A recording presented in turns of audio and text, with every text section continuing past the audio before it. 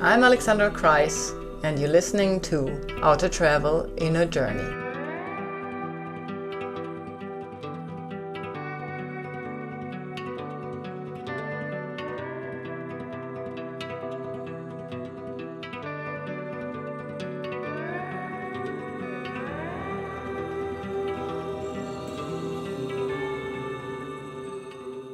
Hello, everybody. I'm sitting here today with Daria Martens, a Jyotish based in Berlin currently. Hello, Daria. Hello. How are you doing? Very good, thank you. Thanks for coming in today. This was meant to be an entirely different setup, but due to the virus pandemic, we have decided to do this online as everybody else is pushing their things online these days. Yeah. So, Daria, I met you a while back, and then I think it really clicked between us. And for those who are listening to my podcast, you will notice that I meet a lot of people, interesting people, and that's a little bit the heart of how I bring guests to the show. And what kind of brought you to me was that you work as a Jyotish, also with the understanding of Ayurveda. So that's where we kind of intersected at that very moment in time. And I remember so well, without wanting to give too much private information, but that was you just said it, that was your fourth move into a different country, and your body naturally was affected and wasn't kind of coping. Do you want to elaborate a little bit more why you're moving so much, and what brought us together maybe? And Yeah, we met back in the summer, and I was looking for an Ayurvedic practitioner because I believe Ayurveda to be the answer to many questions and problems people have, especially physical. And I've used Ayurveda for the last many years, and so having moved to Berlin, I wanted to find a good practitioner, and you were very close to me. So when I reached out, and we had a great exchange, and I did rely a little bit on the fact that as an Ayurvedic practitioner, you might know of Jyotish, which is what I do professionally. And so based on that, we had a very good conversation and connection. And to answer your question of why am I moving so much, I don't know. I really don't know. This was never my plan in life. I was born and raised in Russia, and I remember having dreams as a young child that all I wanted was to be with people, know people, and travel the world. I remember having that very distinct dream. However, I don't think I ever in my young life back then, thought that I'd live in another country. And at 19, I moved to Canada to actually help establish one of the centers for my spiritual teacher. And I really thought it was going to be a short trip because I was 19 and I was naive, and I thought, it's just going to take me 6 weeks or 6 months or something like that, and then I'll go back to my studies. But that was not the case. And upon his request, I actually stayed in Canada, and in Toronto I was, and learned English and all these fun things. And then I met my future husband, and that brought me to Seattle. So West Coast, very different mentality, very different place. I had to go through a whole other round of immigration. By that point, I was already a Canadian resident, not yet citizen. And that was quite challenging too. And my partner then had children from Australian mother. And so that brought us to Australia some years later, which then brought another cycle of immigration. And though all those three places spoke English, or the language of those countries is English, they're completely different places, they're completely different mentalities, and they're completely different individuals and cultures. And my marriage ended last, November 2018. And for the last few years before that happened, I actually been really drawn to Germany, and I've been really drawn to Europe in general. And I've also had this wish and a promise to my teacher to learn German. So when my marriage broke, then I jumped and I found myself in Berlin. Yes. And I'm currently experiencing quite a bit of a culture shock. That's true. Yeah. So to answer your question, I don't know why I've moved so much. It's just what has been happening, my curiosity. Yeah, and that's a lot of outer shifts you've been going through. Would you say that there was a common thread to what, like a thing that would keep repeating itself, like a mechanism, a pattern in you when you come into a new, I know that for myself, when I move countries, when I move cities, there is so much reluctancy first in me, my very own pattern is, stubbornness and rebelliousness. And then even though I want it, I do it because I want it. And then I find myself stuck between my inner and outer expectations, which I'm not meeting at all. I don't know, what was your experience in all these moves? All of what you've just described, all of it. I think my underlying pattern is I feel like I have no roots. Yeah. And every time I move, that really reveals itself, which especially now with this last move and the big change of my life, also involving so much my heart and letting go of my family, that really brought me to really knowing, and I'm building up on that knowledge and solidifying that as we speak, that true home is really our mind, and that the outer circumstances, the way I perceive them, is an opportunity for me to really liberate myself from a lot of my habits, a lot of my limitations, a lot of my needs and wants and things like that. And we so much identify with our environment, not only as we are as individuals, but also what makes us happy. And I found a lot of my sadness has been because, I don't know my way around, or I cannot fully express myself or understand what is spoken around me because I'm still not speaking German. And just comforts, little comforts, having kitchen the way I wanted, having bathroom the way I wanted, and things like that. So all of this really pushes one's buttons. But I really see it as an opportunity for freedom, for real deep inner freedom.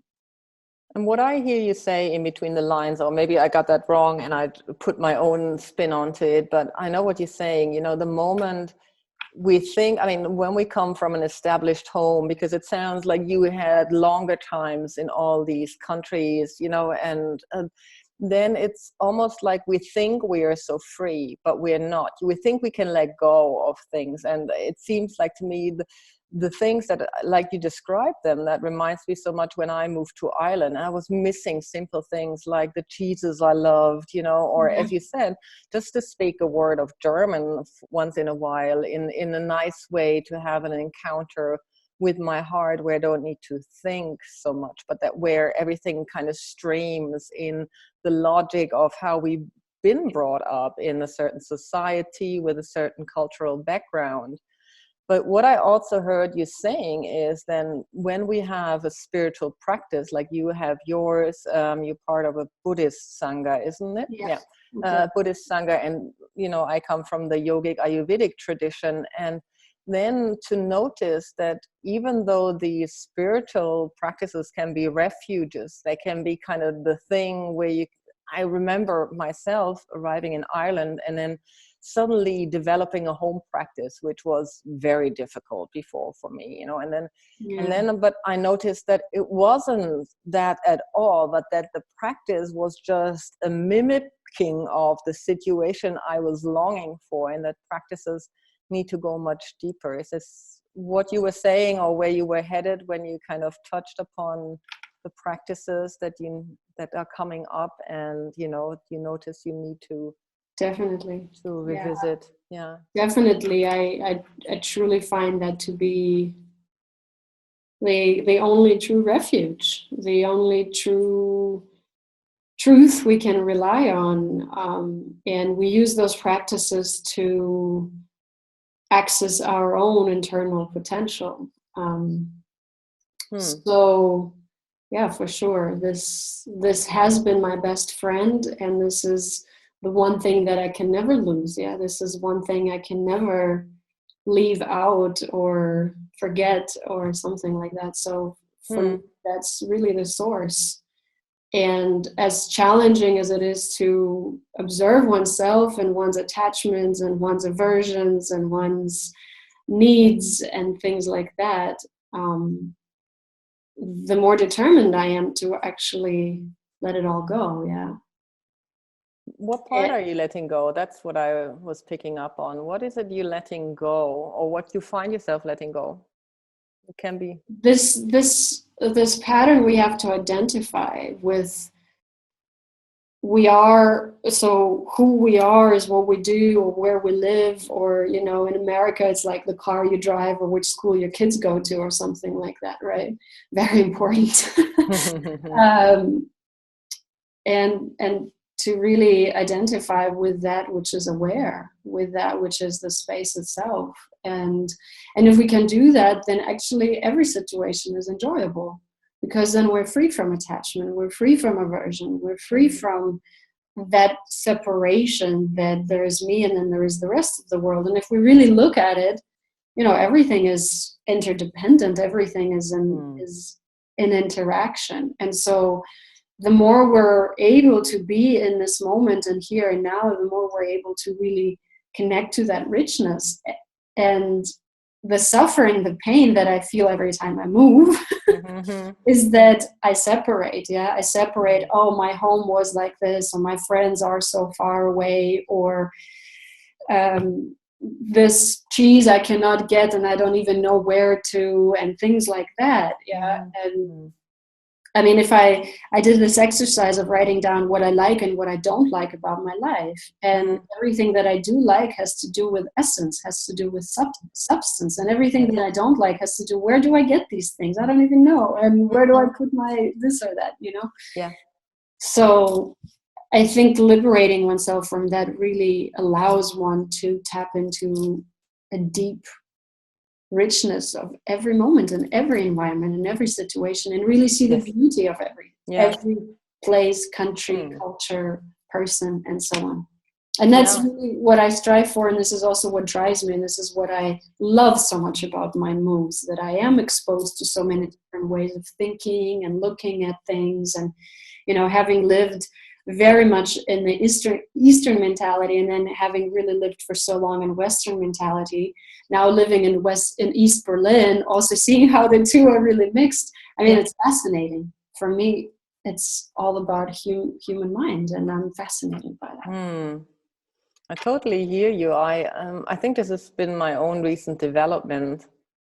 The sense of that when that's what I call when the practice becomes rigid, when we think like, oh, I sit down on this cushion and I do a certain gesture, or I do a certain, I don't know, like when you do your prostrations or whatever, that is my practice. And then that's another separation from being on a spiritual or awakening path, that when we have these places that we need initially, like kids need, like babies need something to get up and on, they kind of use everything to climb up. But when we mistake the things that we use to hold ourselves up and, gain like knowledge of space and where we are in this world universe, then we are so much in, the denial of what's around us, and that causes us what we call suffering, probably, or what the Buddhists call the suffering. And interestingly, you also took then even a wider world view, you know, through the lens of astrology. If you're not familiar, maybe you can say a few words for listeners. What is the distinction between like astrology and Jyotishri? I mean, like as in Western and so on and so forth. Yeah. Well, Jyotish, one could argue, is older. Yeah, derived from Vedas, the wisdom of ancient India, which gave birth to so much knowledge such as Ayurveda, yoga, and so forth. And Jyotish really deals with timing of things and really aligning oneself to the natural through the timing.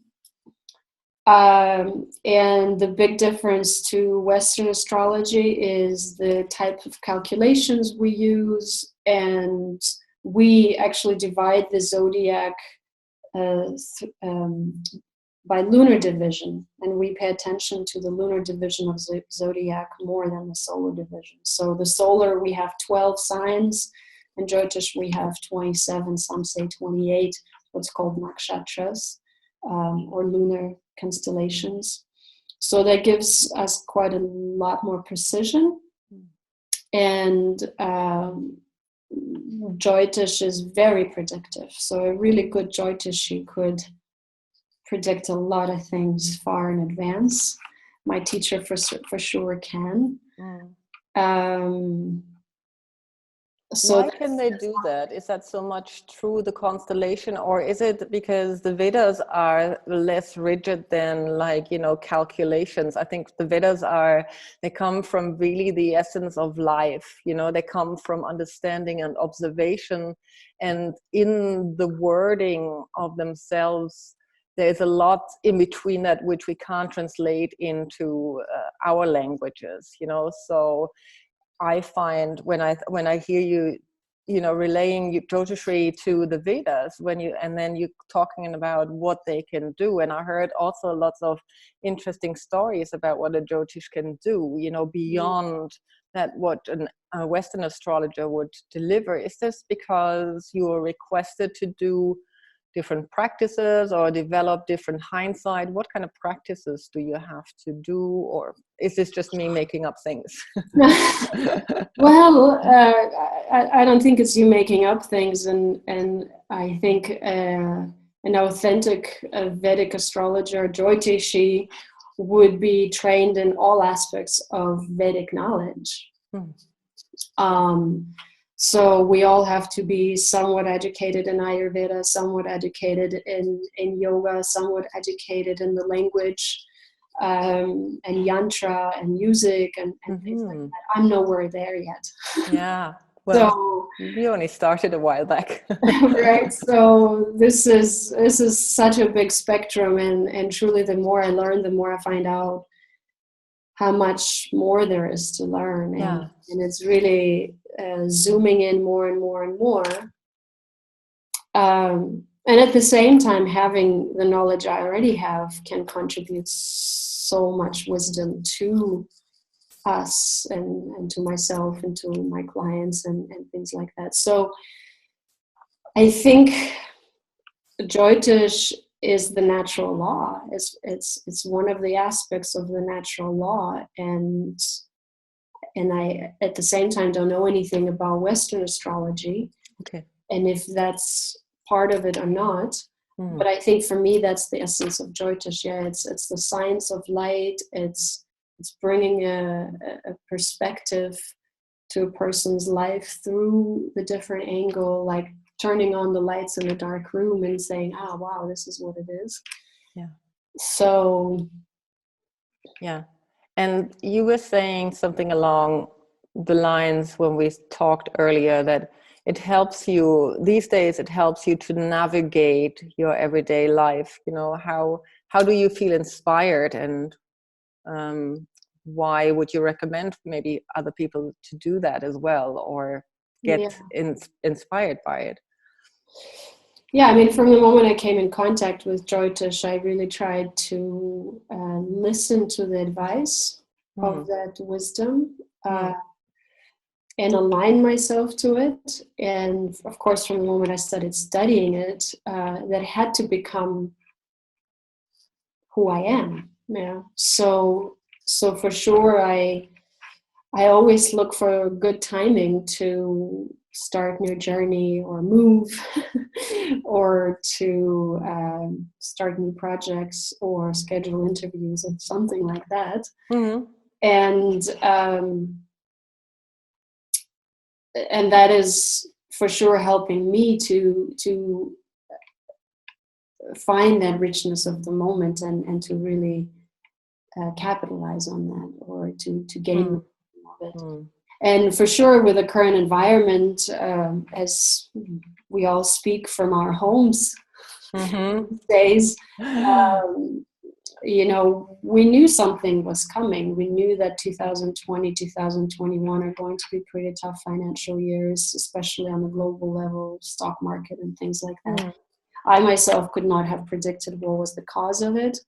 But also observing certain patterns and movements, I could also see that, it is difficult. It is also impermanent. I could see why it is impermanent. I could see when certain cycles are ending, when new planetary shifts coming in.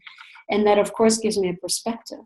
And it also gives us a perspective to really understand what is most beneficial to do in this moment of one's life. So for me, that has been such a key element, and to really allow that process take place in me and awaken the wisdom that has that is inherent in that. That's how I've really benefited from the knowledge of Jyotish, and this is what I also really like to bring up to my clients. Yeah, I mean, when I was younger, I loved, talking to healers that would tell me things that I couldn't see or know. And, maybe if I had listened a little bit more inwards, it would have, my intuition would have kind of guided me without the knowledge. And then when I started to get readings, astrology readings, as you said, the moment I had my first reading, it was somebody lit up a room for me. It's like, yes, how did he know all this about me? I don't believe this. And the next thing is, of course, I struggle sometimes with those predictions. I do struggle in a sense that, should I get another prediction or not? Or shall I, plan on being intuitive and just go with whatever will come anyways?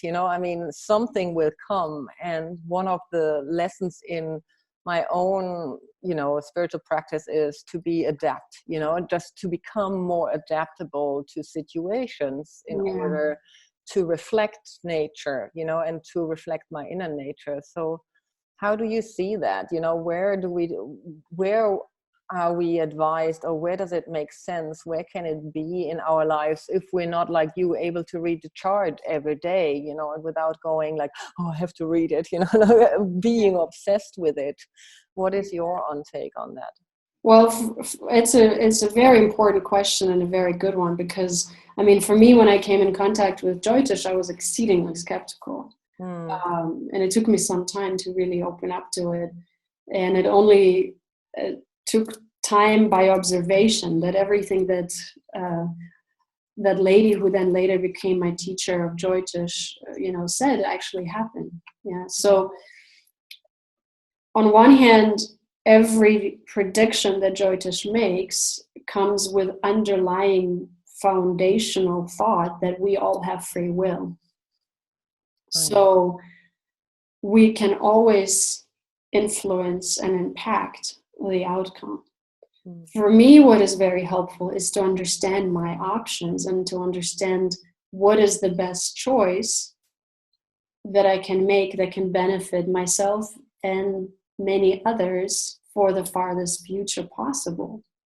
So when I make certain decisions, it's really about what is most beneficial in the longest term for most beings. And that I would like to know. because I also feel as a human being, I have a responsibility not only to myself, but to my fellow humans to be an example, to be someone who carries wisdom and compassion and be the pillar in today's society as well. So for me, I can understand how some can become obsessive, and I've known such people and clients, and my job as a Jyotishi to actually make my client independent and to bring my client to his or her own inner alignment. Of course, I'm not responsible for that. The client always is. But that's what I think we all, as an individual, should do. And the more developed we are as human beings, as spiritual beings, the less the need of astrology is actually needed. So it's the inclination of dharma, that we all have an alignment, like in things that we, places that we thrive in, and actions that we naturally do with joy and maybe can bring forward. Is that a little bit what you described? Absolutely. Yeah. Absolutely. And looking back into your own history, with all the travels that you have behind you, and to some people just fascinating life in just moving from country to country with family and being really set to different ends of the world, how did that reflect, your chart? I mean, is that reflected in your chart? Would that be something that can I ask you this personal question? Yeah, you can. It is reflected in my chart very, very much. It is also reflected in my chart that I may not, let's say, find a home, and that my home is perhaps the spiritual home.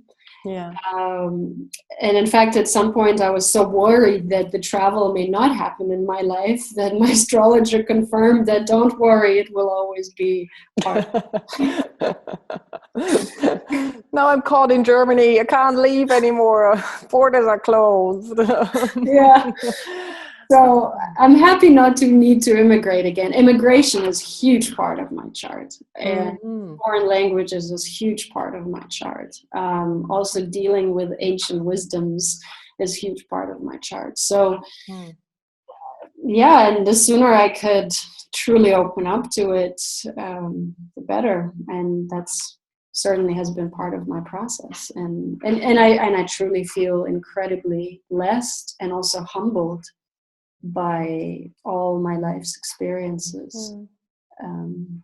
So moving for you must have been, even though we talked about the disorientation before, but it must have been something that was easy to you as well, if it's so reflected in your chart. And if I come back to the Dharma piece, where we live in sync with who we are, was it easy for you or not?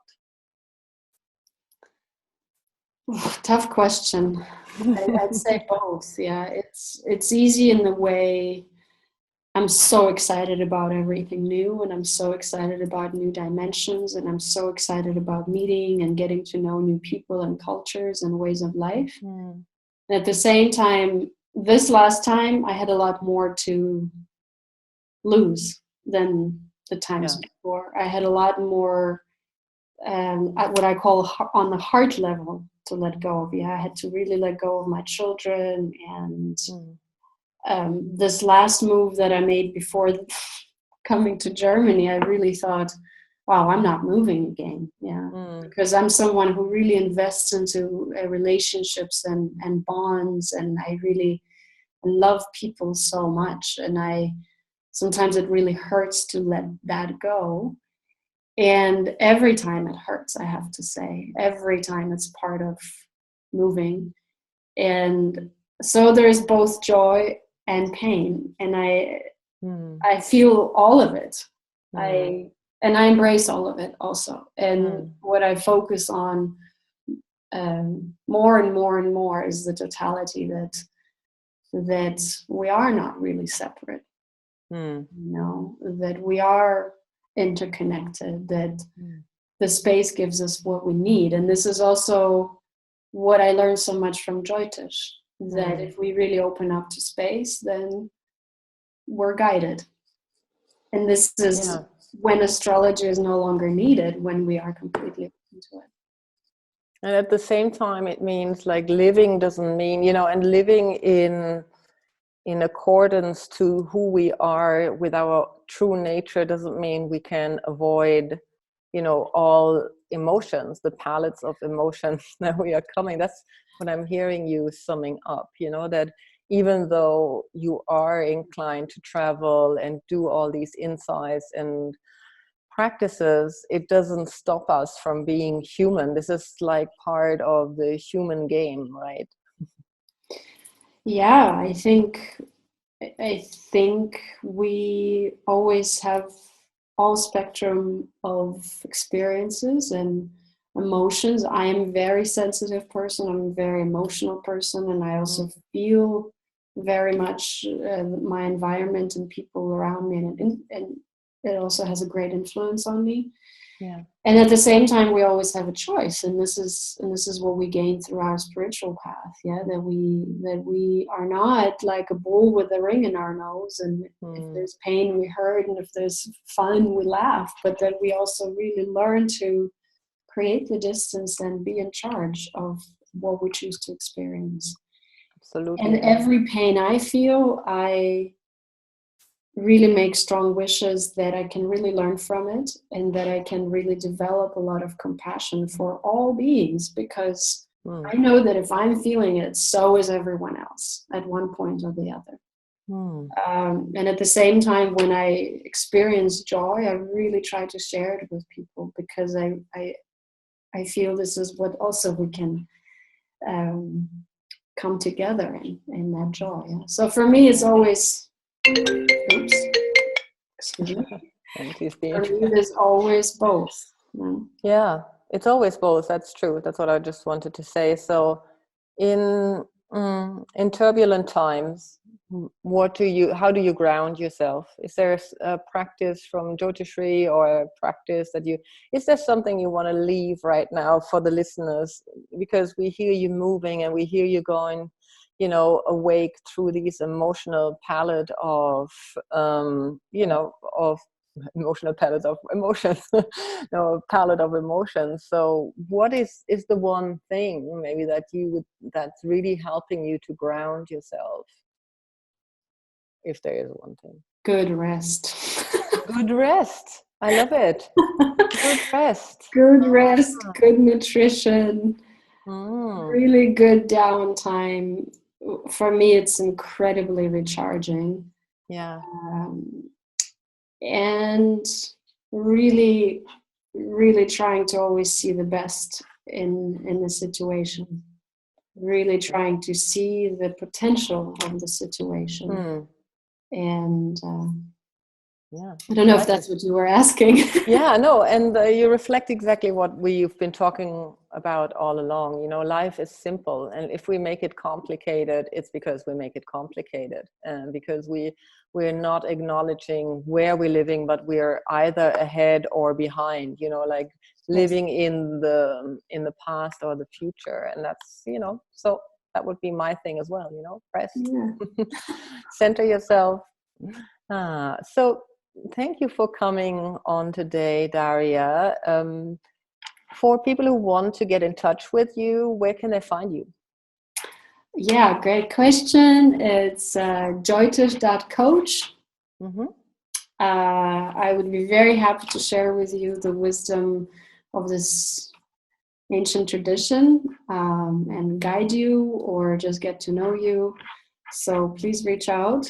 And we can do it over internet or telephone or in person once the whole Corona thing is through. Yes. So I'm looking forward to meeting many of you. And thank you very much for this beautiful opportunity and beautiful conversation. I look forward to many more. Yeah, thank you. We will post the link below the interview. And thank you, Daria, for coming on this sunny afternoon and in spring. And thanks to all listeners for tuning back in. I see you very soon for my next show. Bye. Thank you. Bye-bye. If you enjoy listening to my podcast, please consider to become a patron at patreon.com/Alexandra Kreis and pledge your donation.